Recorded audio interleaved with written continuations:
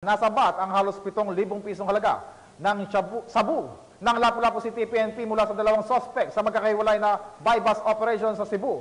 Nakibalita yan si Patrolwoman Flora May Azares.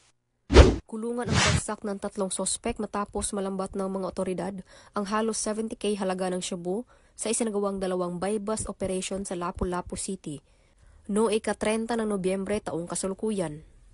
Ayon kay Police Colonel Diane V. Agustin, Acting City Director ng Lapu-Lapu City Police Office, bandang alas 3:13 ng hapon nang ikinasa ng mga operatiba ng CIU-CDEU ang unang buy-bust operation sa Zone Lito Barangay Kalawisan, Lapu-Lapu City, Cebu, na nagresulta sa pagkaaresto ng dalawang sospek na sina alias Bugtik, 48 anyos, at si alias Yuling, 32 anyos, na pawang mga residente ng nabanggit na lugar.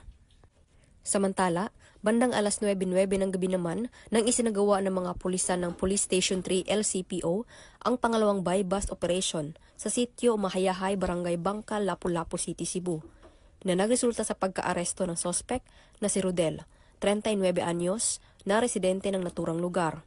Nasabat mula sa 3 sospek ang 12 pakete ng hinihinalang shabu na may kabuuang timbang na 10 gramo at may standard drug price na 68,000 pesos. Buy-bust money at pouch. Ang mga sospek ay mahaharap sa kasong paglabag sa RA 9165 o Comprehensive Dangerous Drugs Act of 2002. Patuloy po kaming nagsasagawa ng mga hakbang upang labanan ang ilegal na droga sa ating komunidad. Ang droga ay nagdudulot ng panganib sa kaligtasan, kalusugan at kinabukasan ng bawat isa. Dahil dito, ang inyong suporta at kooperasyon ay napakahalaga upang mapanatili ang kaayusan sa ating mga komunidad. Sama-sama po tayong magtulungan at magbigay ng impormasyon upang sugpuin ang problemang ito at maprotektahan ang ating mga pamilya. Ang kapulisan ng Lapu-Lapu City ay patuloy sa pagpapaigting ng kanilang kampanya kontra ilegal na droga.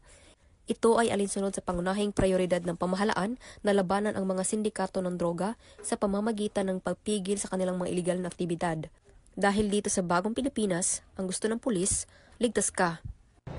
Mula dito sa Central Visayas, ako ang inyong PNN correspondent, Patrolwoman Flora May Azares, alagad ng batas, tagataguyod ng Balitang Pulis.